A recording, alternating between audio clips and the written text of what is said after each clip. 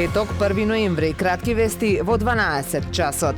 Охридското езеро се соочува со зголемен ризик од загадување, прекумерен риболов и урбан развој, предупредуваат еколозите и експертите на Обединетите нации. УНЕСКО во извештајот за годинава излезе со предупредување до Македонија и Албанија за неконтролираниот урбанистички лик на езерскиот брег и прекумерниот туризам. Биологот Златко Левков вели состојбата по однос на загадувањето постојано се влошува и оти тоа има негативно влијание врз автохтоните видови и биодиверзитетот на езерото. Екологистите предупредуваат дека реките кои се влеваат во езерото се постојан извор на загадувања, а посочија и на потребата од инвестиции во колекторскиот систем. Со изведување докази на одбраната во Охридскиот основен суд продолжи процесот за случајот со нападот врз Христијан Пендиков, секретар на поранешниот бугарски културен клуб во Охрид. Обвинетите кажаа дека не се чувствуваат виновни, а нивните адвокати рекоа дека Пендиков не бил нападнат поради национална омраза. Одбраната предложи како доказ во предметот да биде вметната и видеоснимка од интервју што Пендиков ја дал за бугарска национална телевизија, на што обвинителството се спротивстави. Судијата ја задолжи одбраната за следното рочиште закажано за 4 декември да обезбеди превод на целата изјава на македонски јазик, а за тоа дали истата ќе биде внесена како доказен материјал, судот ќе решава дополнително.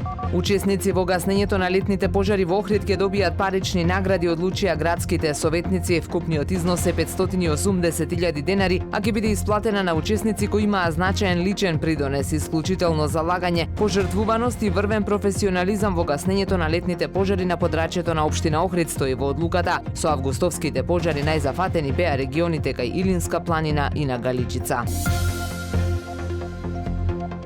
Времето денес претежно сончево со умерена облачност, дува слаб до умерен северен ветер, максималната температура во Охрид до 18 степени. Повеќе информации на ohridpress.com.mk. Уредник и водител на вестите Даниела Спасик, технички реализатор Реджеп Селман.